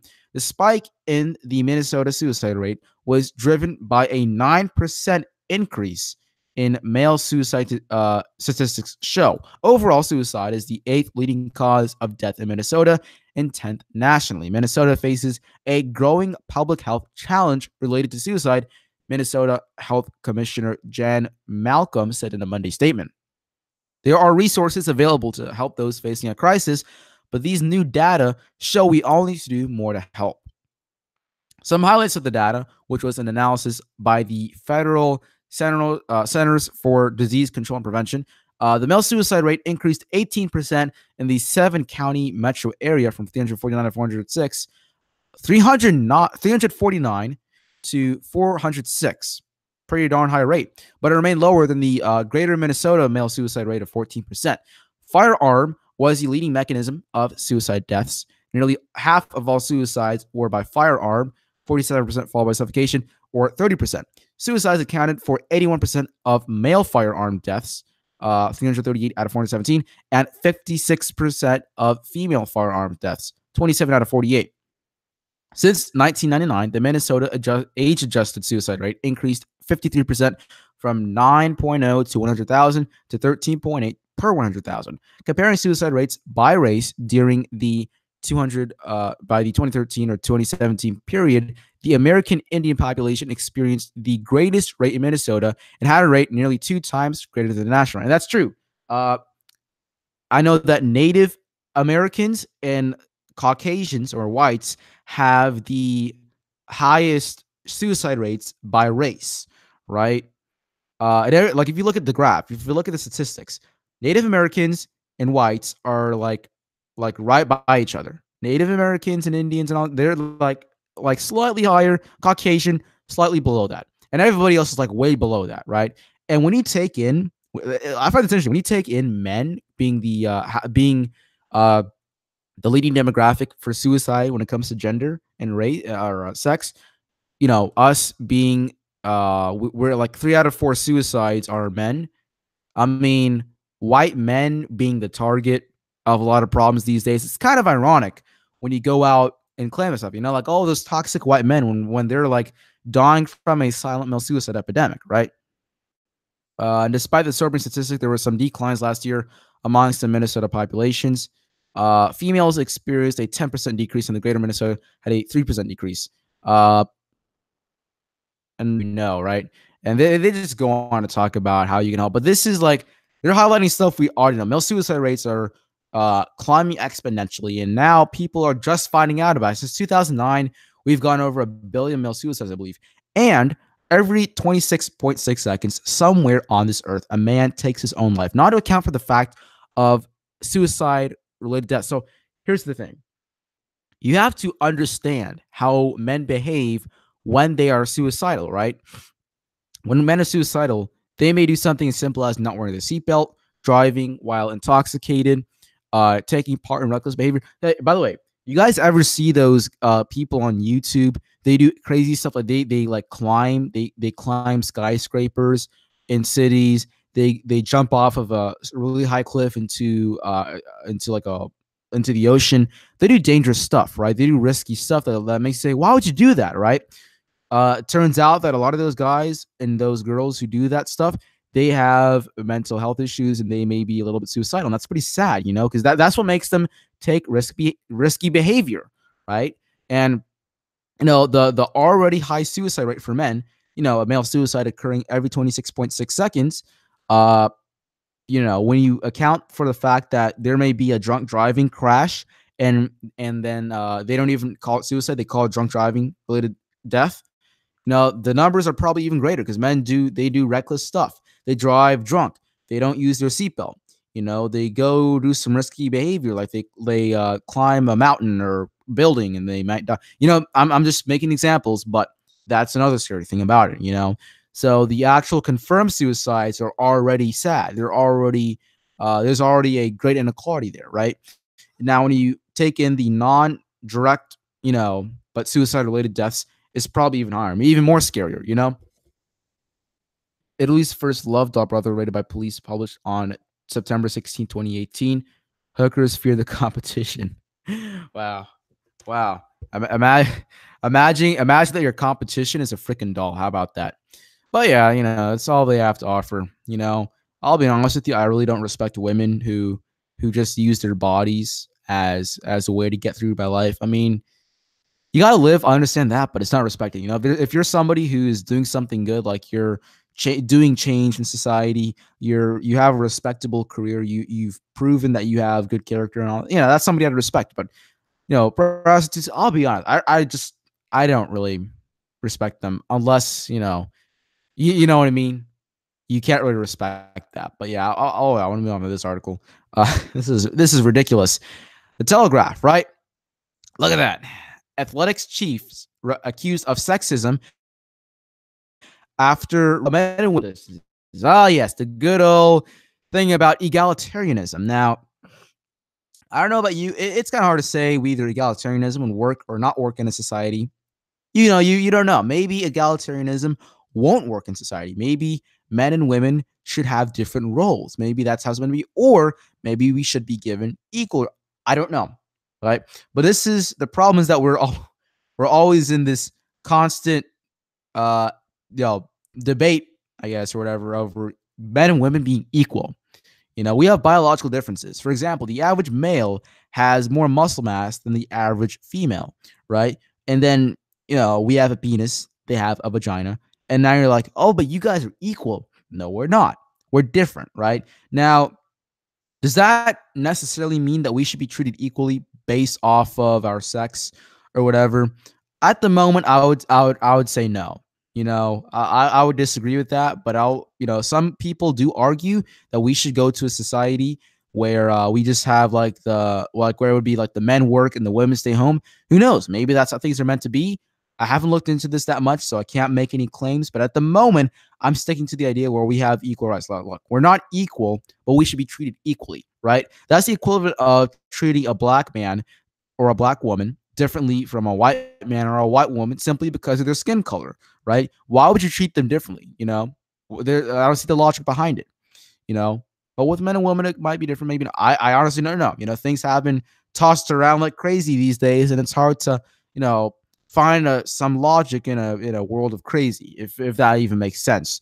But this thing, they're basically talking about how men they're like trying to have equal times or whatever, or I'm sorry, equal distances, equal running distances for men and women. And I'm like, okay, then, both groups offer valid points. Uh, yeah, a homeless woman still does have more options than a regular dude, and that is absolutely true. Uh, there are more female domestic violence shelters. For like looking at like domestic violence, for example, there are more domestic violence shelters uh, than male domestic violence shelters, despite the fact, don't forget this, all right? I'm not sure if you guys didn't know this, but in in non-reciprocally violent relationships. So a non-reciprocally violent relationship, it's where it's only one person who is the abuser. Men are the majority of victims. I think it was like 70 to 80% of it's a narrow number, like 75%. It's around 70 to 80% of the time, men are the victims of domestic abuse in non-reciprocally violent relationships, right? And then for it to be out here like, oh, we might as well give women more shelters. Yeah, funny. There you ever hear that thing? It's like 1 in 4 homeless people are women. And I'm like, geez, that's a really funny way to say that 3 out of 4 homeless people are men, Things are really crazy, isn't it? But oh, 68.35-mile wheel tank, but flying 1,000-mile fighter jet. Not many women can do that. Yeah, you're right with that. Yeah, not many women like to do it either. That's the thing. Yeah, not in a bomber. No, the not one anti-air. Yeah, that's the thing. But again, because like the thing is that like all these fields are being pushed on women. They may not like it. Maybe they need some inspiration, but some women may not like it. Some women may genuinely not like STEM, and that's okay. All right. But then people go, well, women don't like it because of sexism. Maybe there is sexism, but also maybe it's that women don't like it. Right. I'm not trying to deny that sexism exists. Of course it exists. It exists, and it's a two-way street. It happens to men and it happens to women, right? But just because there are different numbers doesn't necessarily mean that it's sexism, right? Yeah. I just say to feminists every month, your body reminds you what your primary purpose is on earth. Nature doesn't care about your feelings. Yep, that is true. You know, and that's something that I've found personally hard to accept, but it is true. You know, as a man, my purpose is to work to death for the benefit of continuing the human race or human race, continuing my blood and working for that's what I'm designed for. And I admit it and I accept it. That's how it is. You know, women look at men not for their character, but for how they look, right? And uh it's the other way around, you know, and that's because that's based off of a purpose, right? Women are for having children and nurturing them, and men are for working and for providing for his family and providing for society. That's how we're biologically built. Of course, we move past that, and as societies grown bigger and diverse, in the different jobs in society diversified from being just a traditional trade and barter economy to a more diverse one with more different jobs and fields and all that type of stuff. That stuff mattered less, right? And now our biology is kind of fighting. It hasn't basically caught up to modern times in society, and that's why we have this type of stuff going on. That's basically why we have this stuff. You know, that's the true essence of it. By the way, you know that's how it is. But yeah. Oh, you know what? I almost wanted to forget. You know, I might as well do it before I go on before I ramble on too much. I want to say this right now. So I don't know about you guys, right? But the New Year's resolution stuff, right? That stuff can be some BS, in my opinion. You know, there are people who say stuff like, "Oh, I'm gonna go to the gym. I'm gonna be so exercise focused and all that." They go to the gym for like what 2 weeks, and they just like walk around, go on the treadmills, they go on the elliptical, they lift some weights for a bit. And like, okay, I'm done. No more weightlifting, no more exercising, and then they're done, and they call it exercise, right? Oh, whoever that Kurt Gustav, thank you for the subscription. I appreciate that. But anyways, going back to the New Year's resolution stuff, you know, there are guys and girls who say, "Oh, I'm gonna do a New Year's resolution," and they don't do anything about it, right? But for me, MGTOW has been a very personal and beneficial journey, and I wanted to share. Yeah, I'll share it. I'll share it. One of the things that I've struggled with since sixth grade. So I was what in sixth grade? I was like 10 or 11 at that time. That was a couple years ago. I struggled with porn addiction, and ever since then I've struggled with it. Right? What is an addiction? Let's define an addiction. Right? An addiction is where you chase something that you physically can't attain. Right? Uh, so how do I say it? So I'm trying to explain it without getting too technical. Right? Let's say that you do cocaine, and when you do cocaine, your brain releases this thing called dopamine, and dopamine is good, right? And that can be good, and that can also be bad, right? So basically, like when you jerk off and all that, you get a major dopamine. I'm talking a big time dopamine release, right? But then what happens is that your receptors, your dopamine receptors, they become numb. All right, they become numb to the constant dopamine release. And then what happens? It's like, hey, why does it feel slightly less good? It doesn't feel that good anymore. So you're on this is how addiction works. You're constantly chasing a high that you physically can't get, right? Oh, German sucks right now. It's all right, man. I'm sorry to hear that. It sucks everywhere. But we're all MGTOW is here to help you through that, right? But anyways, that's what an addiction is, right? And I didn't realize it, but I struggled with porn addiction for a long, long time. I would like go out and jerk off 3 to 4 times a day, and this is just me being a seventh grader. You know, I'm not. I'm just a seventh. I'm just a kid. I'm just a kid who's already been spoiled by porn executives and all that type of stuff and porn companies. Let me tell you something. One of the major motivators is that I was enslaved to the elite piece, and I'll explain that later, right? But more on going back to this stuff, right? Basically, you start out simple. You start out with the basic porn, and then you go out, and next thing you know, you're into some weird fetish that is totally weird. It's some extreme stuff. And the moment you finish with your business, you're like, what is wrong with me? Why am I watching this stuff? Why am I doing this? That's because your brain is doing more crazy things to get the dopamine release that it can't get. And that's the endless cycle that I was in for the past couple of years, right? And if you're MGTOW, if you jerk off, that's okay. You can do it, but I recommend you do it without porn. That's what I suggest. Masturbation is healthy to a certain extent, but you might have heard that masturbation reduces prostate cancer rates. Look, that's only if you're like in your 60s. That is an excuse that people use. Oh, masturbation is good for me because it reduces my chance of prostate cancer. No, it does not. Jerking off at a young age doesn't reduce prostate cancer or your chances of getting it. It actually increases it.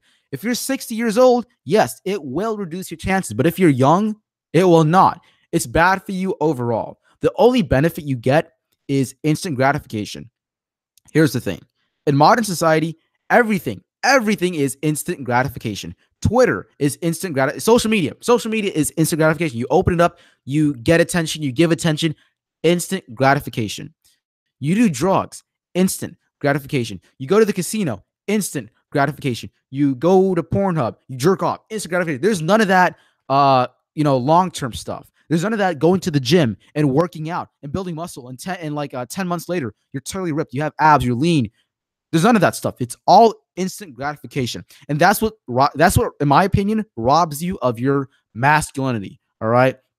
I understand that masculinity is a really abstract concept these days, and it's being tossed around like a salad and like a beach ball and all that. I understand that, right? But I don't feel like a man when I watch porn. Let me tell you something. If you're watching porn right now and you're stuck to it, let me ask yourself this. Why do you do it? All right. What you're doing is you're enslaving yourself to a beta mindset.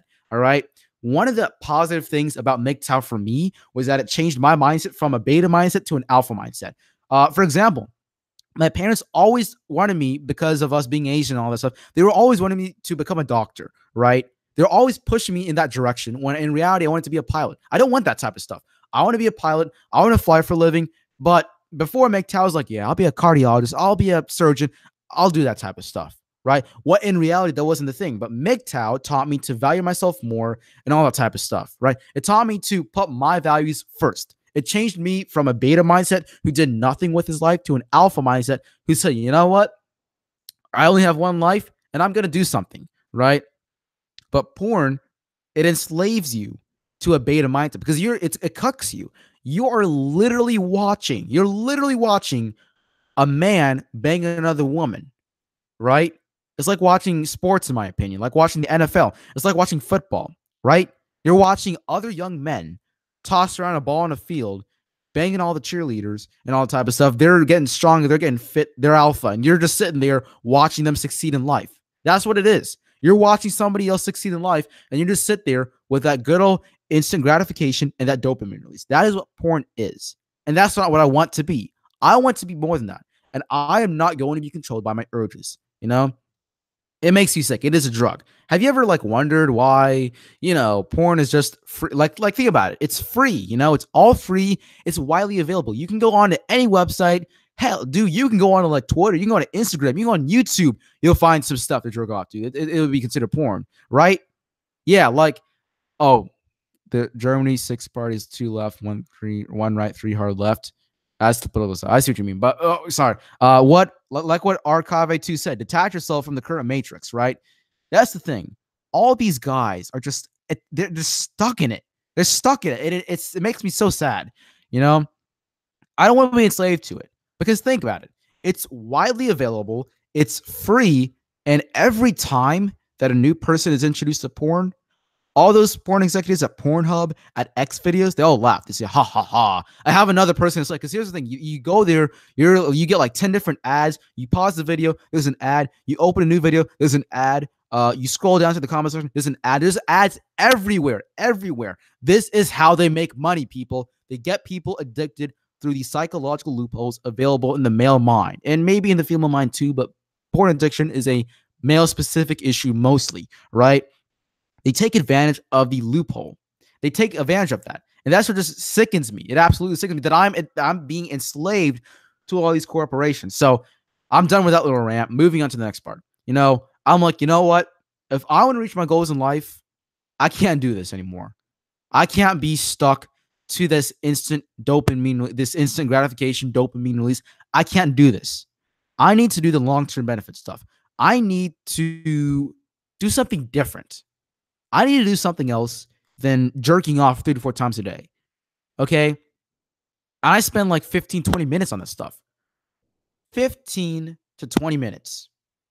You could write a part of a book in 15 to 20 minutes. You can do a bicep or a chest or a tricep workout. You could do your abs, your obliques in 20 minutes.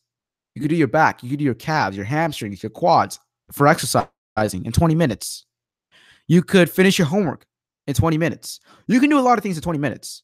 But no, you got to sit there and spend your time being cucked, being a beta. You got to sit there instead of being productive, watching some other dude bang a girl. Because that's just how you are, right? You're a beta. You're enslaving yourself to that beta mindset. Who wants to do that? I want to tell you something. I don't want to do that. And when I say alpha, I don't mean those douchebag guys who like try to be macho and all that. And you know, they're like, oh, I'm alpha. I'm not saying do that, right? I'm saying the mindset of an alpha, as in you're going to do something. You're going to change your life. That is what I mean by alpha. All right. Oh, you're 29, not 22. Okay, that's good. But yeah, going on, you know, I don't want to be an alpha. I don't want to be a beta anymore. I want to be alpha. I want to change that mindset, and I'm tired of it. I'm sick and tired of being controlled by porn companies, and lots of my male friends struggle with this. I want. Tell you what, here's a couple examples. I was talking to my friend, my truck driver friend. He is struggling to beat his addiction. He can't go a couple of days without breaking his, you know, jerking off. Like he jerks off after a couple of days. He just can't take it. He can't take it. I have a friend or related. He's like a younger brother, sort of, whatever, of mine in my family. I saw him one day at a party. I was like, and he looked like he was high. I was like, dude, you high or something? Like how much weed did you snort, or how much weed did you smoke? I was like, no, dude, I just like jerked off for a couple times. He was dead. He looked dead in his eyes, you know. Alpha, beta, what are you trying to do to please women? Oh yeah, no. To clarify to RNP, I'm not trying to please women. I'm trying to please myself. I'm not seeking external validation from women. I'm seeking internal validation without. Yeah, try to live one day without that. Post one that, you know, trying to regain control of my life. Go into that alpha mindset of controlling my life, not being controlled by other people. That's what I meant by the alpha thing. That was just a way to classify what I was talking about. But yeah, you know, all these people that are struggling with porn addictions, they're all just dead. Yeah, like it's very difficult, you know, because the thing is that our mind, once those neurological pathways have been opened up or whatever, they don't adjust. You know, they don't adjust and you know, they don't adjust properly, right? And this is what can allow for addiction to happen. That's the problem, right? I'm sick of it. So the thing was that on December 31st, I haven't jerked off since December 31st. I know, woohoo, six or so days. Wow. Awesome, right? Alpha, beta are just terms that women use. A man trying to be the best man again. It can be, you know, but I see like the alpha, beta thing is like a mindset more than what women use. That's my version of it. Whatever you want to call it. It's the same thing, right? But I haven't done it since December 31st. Woohoo, what a hero, right? Six days. Yeah, not much, right? I'm just done with it. I'm not doing it at all. I have like a note. I'll pull it up right now. I have like a list of benefits that I've gotten from NoFap. Let me read through it real quick. So day 1 and 2, I didn't feel any difference, right? Day 3, I felt a slight increase in motivation and discipline. Day 4, I was gaining more controls. I was like gaining more control over my urges and all that, right? And then on day 5, I like had this huge urge when I woke up. I woke up and I just had this huge urge, and I fought it off, you know, because I'm like, dude, I put my foot down and I'm tired of you controlling my life. I'm a man going his own way. I'm not going to get controlled by you, right? And I stopped that urge. And that was pretty good. You know, I went to school that day and I just seemed more energetic. It seemed like people were looking at me differently. I just had a different vibe, right? And then day 6, that's today, right? I did something I've never done in years. I woke up with a full night of sleep. Now, that's something simple. I doubt you guys would care. I like, why would you care if I got a full night of sleep? But that's really, I never done that in a long, long time. Full night of sleep. I went to bed at 8 p.m., woke up at 10 a.m. this morning, or yesterday, should I say, because it's now 12:19 a.m.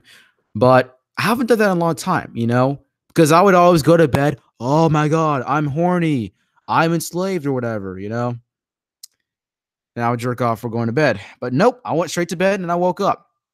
Awesome. Real alphas are like the billionaires we don't know about and out of sight mind. Yeah, they could be. I don't know what you want to call it. Even if I'm not saying I'm going to become a millionaire, but you got to trick your brain into doing something that it won't be able to attain. I'm not going to become a millionaire, right? But I want to get the billionaire mindset. That's what some people call it, right? I want to. I'm tricking my brain like, okay, dude, you're going to go 10 years or whatever without jerking on. You know, even though that's not going to happen, I'm lying to myself to kind of help, and it's working. You know, I'm just sharing with you guys. Like, I understand you may disagree with that, and that's all right. I'm just sharing what's worked for me. You know, for me, I tricked my brain uh into thinking something that's like not gonna happen probably, but it's worked, you know, and it's worked. So like I woke up with a full night of sleep this morning. That's something I've never done. You know, those urges are going away. I'm fully rested because the thing is that when you jerk off, your testosterone, it is like it's being, you know, I don't know, disposed into a sock. It's being disposed into a paper towel. It's being disposed into the shower or whatever, right? Wherever you do it. But now it's different. You know, now all that testosterone, it's being recirculated in my body. It's being kept where it belongs, right? And I'm feeling an energy boost, you know, not because of the sleep, but I'm just feeling an energy boost because I'm keeping the testosterone where it belongs, and I'm getting more disciplined. You know, look, if I can conquer my own sexual urges, I can conquer a lot of things, you know, and that's definitely true. It just feels, I feel like I'm reborn. You know, I haven't jerked off or anything. I haven't gone back to Pornhub or whatever since January 3rd, and it's a really, you know, empowering feeling, you know. And like lots of surveys have found that so many people are addicted to porn, and that is really sad. It's the drug, you know. People call it the new drug. And look, I don't care what you say. You can call me some Christian religious freak or whatever. I don't care, right? The reason I'm doing this is based off of factual science. You know, who knows? Maybe religious beliefs do hold some value to it, but no, not everybody believes in Jesus or whatever, for example, right? So not everyone's going to follow that stuff, right? But you should follow science because that is just fact, right? And science has proven that it is bad for you. It increases your chance of prostate cancer. You're not motivated. You'll be less productive. It's not good for you. There's the only benefit is instant gratification, right? Yeah. Yeah. Go is like method. And you know, you feel like a drug addict. Yeah, you're right. You feel like a drug addict when you're doing this. You have this is, you know, the guys who do no fap, they say it's like a fog has been lifted off or out of your brain. You know, like there's been a fog in your brain that's been clear, and that's true. You know, and it's took me a while. I've been trying to do no fap for a couple of months now, but now I'm succeeding. You know, you fall, you get back up. You fall, you get back up until you find success. And I think I found it, guys. I found it. And I want to like make a video on this later on. And then, like I said, a lot of guys in MGTOW say, no, man, you got to keep fapping if you wanna not be, you know, if you don't want to fall into the pussy trap or whatever. Dude, that's fine, right? I'm just trying to share different ideas here that might work. You know, before I was like that too. I was like, nah, dude, you gotta, yeah, the healthy level of testosterone. Testosterone is the best drug to keep you, the best natural drug to make you healthy and all that type of junk, right? You need that stuff, right? And this stuff gives it away. So you may not agree with me on that, and that's okay. But I want you to, you know, if you disagree with me, I want you to try it. I want you to see what effects it has. Do it like for a week and see what effects it has on you, right? I just want you to give it a shot. You know, I want you to try new ideas, right? It's worked for me, and you know, maybe it might work for some of you guys too, right? But yeah, we're gonna see if we can cover some new art. We're gonna cover this one more article here, and then after this, I think I'm gonna call it a night, guys, because I'm getting pretty tired and I have to work on like my book and I have to work on some other stuff. But let's read this. Exonerated man sues Missoula County law enforcement officials for damages. A Missoula man exonerated from a 2002 rape conviction sued Missoula County and a dozen current or former law enforcement officials for damages Thursday, accusing them of botching the initial investigation and wrongly prosecuting him. The lawsuit filed by Cody Marble in State District Court in Missoula says sheriff's deputies and prosecutors fabricated evidence or ignored evidence that would have exonerated him, leading to his 2002 November 2002 conviction for raping a fellow inmate in the Missoula County Juvenile Detention Center. Marble 34 has said from the outset that the crime never happened and that fellow inmates made the incident up to frame him. So he is in jail. He was already in jail, so he's in there for something he did wrong, right? There's that. But this is a separate crime, right? And it looks like he was probably framed by fellow inmates. Who knows? And now they're saying that the lawsuit is saying that he was like the evidence was fabricated, you know, and he was exonerated from it, right? So he was proven innocent. And the thing with this is that this stuff sticks to you, you know, even though you might be proven innocent, the stuff is always going to stick with you, right? And that's the problem with all these false allegations that are going on. So let's keep reading on. County officials failed to properly investigate the weight of the juvenile accuser's allegations against Marble because they were operating under a preconception of Marble's guilt by conducting a predetermined, results certain oriented investigation against Marble, the lawsuit said.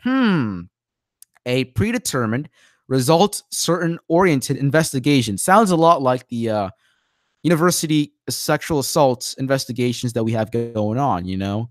And I'm covering that in the next episode of the MGTOW Academy show, season 2, episode 9. Be on the lookout for that, by the way, coming out soon, where I investigate the weaponization of sexual assault. But yeah, seems pretty darn familiar, doesn't it? The suit seeks compensatory and punitive damages for Marble, saying he spent years of his life behind bars for a crime he never committed and suffers from continued emotional distress, depression, and PTSD. That is the problem with false allegations. No amount of money can take back those years of his life.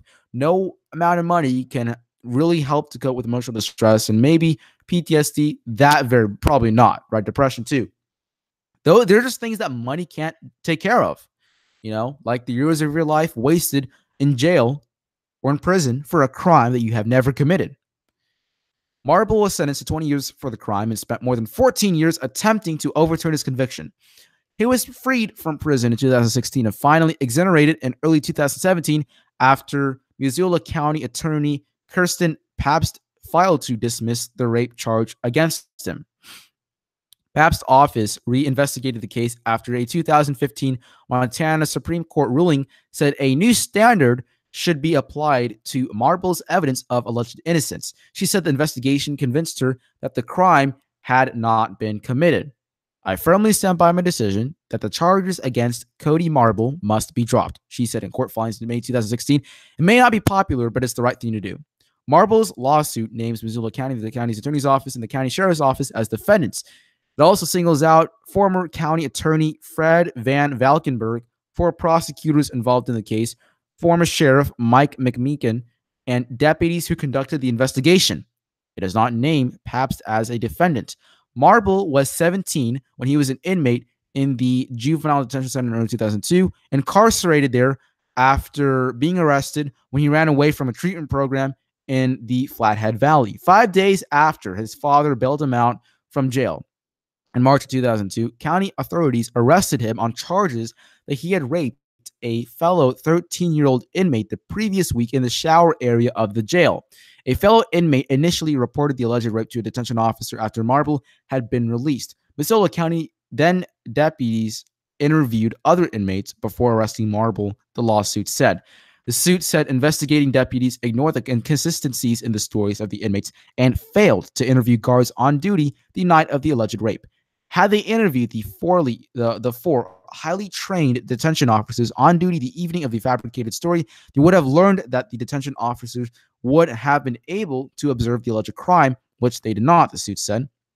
The suit also said that the prosecutors didn't tell Marble or his defense lawyer about the conflicting statements or other evidence that might have been shown in his innocence. And that's the thing. The accused, especially with university campus sexual assault and all that type of stuff, they don't have that many rights. Additionally, they have lots of problems that they face, right? They don't have that many rights, like due process. You know, current guidelines set by the ACTL, the American College of Trial Lawyers, Universities, they don't even meet those guidelines. Like you can't have a lawyer to counsel you. You can't see the evidence. You don't even be able to. You don't even get the option. You won't probably get the option to see your accuser or the witnesses in person. They just have to submit a notarized statement, and I'll cover that in the next episode. So look out for that. But this is why I wanted to cover it, to highlight the type of stuff. They decided to disregard Marble's unalienable right to life, liberty, and the pursuit of happiness by charging him and trying to convince him he's guilty for a felony sex crime that never occurred, the suit said. And that's what a majority of campus sexualists are going to look like. So, man, that's going to end the first ever live show of 2019 for the MGTOW Academy Show Live. It's been a wonderful. Oh yeah, by the way, before I finish off, Kurt Gustav added that testosterone makes you more stress resistant. Yeah, it does. Testosterone stays in the body. Keep it there. All right. That's my advice to you. But yeah, it's been wonderful, guys. Follow me on Twitter. My Twitter handle is at all caps MGTOW followed by Academy. The first A in Academy is capitalized. No Twitter, no problem. Just reach out to me by email. My email address is mgtowacademy.media@gmail.com. So if you got a story you want to share with me or whatever, feel free to let me know via direct message on Twitter or by email. Twitter is where I hang out more often. I share memes. I post what I'm doing. If you want to take part in like helping me write my new book and all that type of stuff, follow me on Twitter. I'll ask polls like, should I discuss this or whatever, and all that type of stuff. And for while you guys are here in the future, I have some new stuff planned. I have an interview with a documentary filmmaker about the family courts coming up around February or March. I should have an interview set up with one of my Twitter followers. And one of my real life friends, he just reached out to me in class one day. He's like, hey, dude, I want to talk about topic. He's like, okay, so we're going to get that set up soon. And look out for new episodes of MGTOW Stories, Season 2, Episode 9 of the MGTOW Academy Show, and some other stuff. So that's going to wrap it up, guys. I hope you all have a good night, and I hope you kick 2019 in the ass. Let's make 2019 our year. It's been a wonderful year for me. And MGTOW has been a truly wonderful thing. It's just absolutely beautiful. Let's just make it our year, all right, guys? So I got to head up, do some other stuff, catch some shut-eye, and carry on with today or whatever, right? So anyways, thank you, everyone, for stopping by. Your support is appreciated. And before those guys go, remember that it's a very dangerous world out there. So be sure to keep taking your daily doses of red pills and to stay safe.